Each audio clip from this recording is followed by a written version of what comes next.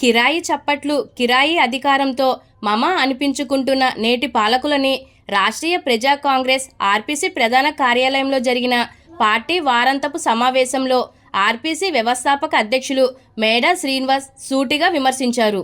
ఈ సందర్భంగా ఆర్పీసీ వ్యవస్థాపక అధ్యక్షులు మేడా శ్రీనివాస్ మాట్లాడుతూ ఆంధ్రప్రదేశ్ ప్రభుత్వంలో మంత్రుల స్థానంలో ఉత్పత్తి మంత్రులు కొనసాగుతున్నారని, ఏ శాఖపైన మంత్రులుగా చెలామణి అవుతున్న వారికి పట్టు లేకుండా పోతుందని అన్నారు. కేవలం మంత్రి హోదాలను ఎంజాయ్ చేస్తున్నట్లుగానే ఏపీ కేబినెట్ పనితీరు కనబడుతుందని అన్నారు. బాధితుల ఫిర్యాదులపై కనీస స్పందన లేకపోతుందని అన్నారు. పీజీఆర్ఎస్ ఫిర్యాదులను దిగువ స్థాయి ఉద్యోగులు గోల్మాల్ చేస్తూ వాస్తవ స్టేట్మెంట్ స్థానంలో నకిలీ స్టేట్మెంట్స్ పై ఉన్నత అధికారులకు, ముఖ్యమంత్రి వర్యుల కార్యాలయమునకు పంపిస్తున్నారని ఆయన ఆవేదన వ్యక్తం చేశారు. ఈ సభకు RPC senior secular Pendyala Kamaraju అధ్యక్షత వహించారు. ఈ సమావేశంలో ఆర్పీసీ సెక్యులర్స్ డివి రమణమూర్తి, దుడ్డే సురేష్, వర్ధనపు శరత్ కుమార్, ఎండి హుస్సేన్, దుడ్డే త్రినాథ్, మేడచర్ల శ్రీనివాసరావు, గుడ్ల సాయి దుర్గా ప్రసాద్, బాసా సోనియా, దోషి నిశాంత్, వల్లి శ్రీనివాసరావు, చెల్ల సాంబశివరావు, లంక వీరవెంకట సత్యనారాయణ, శుంకర వెంకట భాస్కర రంగారావు, చెల్లా వంశీ, కందివలస రమణ, మాసా అప్పాయమ్మ, అలజంగి రాజు, పెంటపాటి శ్రీను, అడపా శేషగిరి తదితరులు పాల్గొన్నారు. రాష్ట్రీయ ప్రజా కాంగ్రెస్ వారంతో సమావేశానికి ఇచ్చేసినటువంటి పార్టీ సెక్యులర్స్ అందరికీ నా ప్రత్యేక ధన్యవాదాలు. ఈరోజు ఆంధ్రప్రదేశ్ ప్రభుత్వం నుండి మంత్రివర్గం ఉందా, లేదు మంత్రివర్గం ముసుగులో ఒక బానిసలు ఒక తరహా బానిసత్వానికి అలవాటు పడిపోయినటువంటి బానిసత్వాన్ని పెంచి పోషిస్తున్నటువంటి మంత్రివర్గం శాసనకర్తలుగా ఉన్నారో అర్థం కావడం లేదు. ఎందుకంటే ఏ మంత్రిత్వ శాఖకి ఆ మంత్రికి కనీస అవగాహన లేదు, అజమాయిషి కూడా లేదు. ఇప్పుడు ఫర్ ఎగ్జాంపుల్ పీజీఆర్ఎస్ కంప్లైంట్స్ ఉన్నాయి. పీజీఆర్ఎస్ కంప్లైంట్స్ మీద ఎవరు కన్సైంట్ మంత్రిత్వ శాఖ మానిటరింగ్ లేదు. కింద అధికారులు దాన్ని మోడీ చేసి రీస్టేట్మెంట్స్ అన్నీ కూడా తప్పుడు పత్రాలు సృష్టించి కేసు పీజీఆర్ఎస్ కంప్లైంట్ని క్లోజ్ చేసేస్తున్నారు. దీని మీద పై అధికారులు కూడా అసలు ఇందులో ఎంతవరకు జెన్యూనిటీ ఉంది అనేది ఏమీ చూడడం లేదు. అసలు నియోజకవర్గ సమస్యల మీద కనీసం ఏ మంత్రి అయినా సరే దృష్టి కేంద్రీకరించినటువంటి ఒక్క మంత్రిని చూపించమనండి. కేవలం అధిష్టానానికి బానిసలుగా ఉంటున్నారు, నెల జీతాలు తీసుకుంటున్నారు. నోరు మూసుకొని వాళ్ళు చెప్పిన చోట ఎవరైతే ఈ కార్పొరేట్ టీమ్స్ ఉన్నాయో, లేదా అధిష్టానం నుంచి ఆదేశాలు ఉన్నాయో, నెలకి 25 కోట్లు 30 కోట్ల రూపాయలు పేమెంట్ తీసుకుంటున్నారు. అలాగే వాళ్ళు ఇష్టానుసారం పాలనని గాలి కుదిరేశారు. ఆ మంత్రిత్వ శాఖలో ఏ విధమైనటువంటి డెవలప్మెంట్స్ ఉండవు. అలాగే భవిష్యత్తు కార్యాచరణ ఏంటో అర్థం కాదు, బిడ్డల భవిష్యత్తు ఏంటో అర్థం కాదు, ఆంధ్రప్రదేశ్ భవిష్యత్తు ఏంటో అర్థం కాదు. అసలు మంత్రులు ఎందుకున్నారు, ఎన్ని కోట్ల రూపాయలు నిధులు ఆంధ్రప్రదేశ్ ఖజానాకు ఉన్నాయి, ఏ మంత్రిత్వ శాఖకి ఎంతంత ఉంది, దాని మీద మీరు ఖర్చు పెట్టేటటువంటిది ఏంటి, మీ ఫ్యూచర్ ప్లానింగ్ ఏంటి అనేది ఎవరికీ తెలియదు.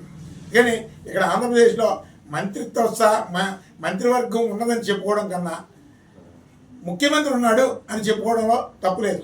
ఎందుకంటే ముఖ్యమంత్రి దగ్గర నుంచి అన్ని సందేశాలు అన్నీ జరుగుతున్నాయి, తప్పులేదు. కానీ మరీ డమ్మీలుగా ఒక పంచాయతీ మెంబర్కి ఉన్నటువంటి విలువ కూడా ఈరోజు క్యాబినెట్లో మంత్రులకు లేదు. అంత ఘోరమైనటువంటి దుస్థితిలో ఈరోజు మంత్రులు ఉంటున్నారు. వాళ్ళు చెప్పమన్న చోట సంతకాలు పెడుతున్నారు. అలాగే ఒక తరహా కార్పొరేట్ శక్తులకి బానిసలుగా బ్రతుకుతున్నారు. ఆ కార్పొరేట్ శక్తులకి అవసరమైనటువంటి పనులు అన్ని ఫైల్స్ మీద సంతకాలు పెడుతున్నారు. ఆ మంత్రులందరికీ కూడా నెలకి 25 కోట్లు 30 కోట్ల రూపాయలు పేమెంట్ వచ్చేస్తుంది. అలాగే ప్రభుత్వం ఇచ్చేటటువంటి జీతాలు వచ్చేస్తున్నాయి.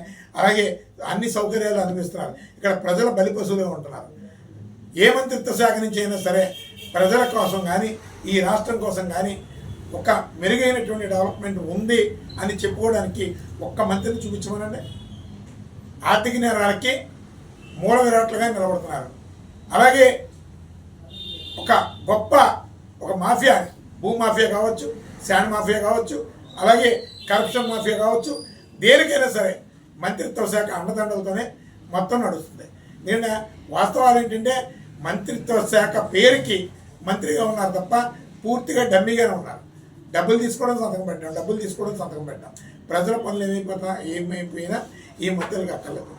నేను నా నియోజకవర్గం కోసం నా నా రాష్ట్రంలో నేను మంత్రిగా బాధ్యతలు స్వీకరించిన నుంచి ఇన్ని డెవలప్మెంట్స్ చేశాను, ఇన్ని నిధులు తెచ్చాను. ఏదో కార్పొరేట్ మీడియాలో ఇన్ని కోట్ల రూపాయలు తెచ్చాను, పెట్టుబడులు తెచ్చాను, తూతుమంత్రం అనిపించుకుంటూ ఆ సొల్లు కబుర్లు రాయించుకోవడం కాదు. మీ ఇప్పుడు ఈ సుమారు 2 సంవత్సరాలు కావస్తుంది, దగ్గరకు వస్తుంది. ఈ 2 సంవత్సరాల్లో మీరు ఏం చేశారో చెప్పమనండి. ఏ మంత్రి అయినా చెప్పమనండి. ఏ ప్రజలకైనా సరే, ఏ వర్గ ప్రజలకైనా సరే మీరు చేసినటువంటిది ఒక్క మంచి పని చెప్పండి. ఆంధ్రప్రదేశ్ భవిష్యత్తు కోసం మీరు చెప్పండి. ఇంకా కొన్ని మా ఇన్వెస్టిగేషన్లో ఒక స్కామ్ జరిగినట్టు మాకు చిన్న సమాచారం ఉంది. అది త్వరలో బహిర్గతం చేస్తాం.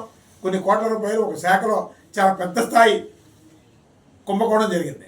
ఒక శాఖలో, ఒక ప్రముఖ శాఖలో ఖచ్చితంగా భవిష్యత్తులో అతను జైలుకి వెళ్ళక తప్పదు. ఆ శాఖ పనితీరు మీద కేంద్రం కూడా గుర్రుమని ఆగ్రహం వ్యక్తం చేస్తుందని మాకున్నటువంటి సమాచారం. అది త్వరలో కొంత డేటా కలెక్ట్ చేసి ఆ వాస్తవాలన్నింటినీ కూడా బహిర్గతం చేయడానికి సిద్ధపడతాం.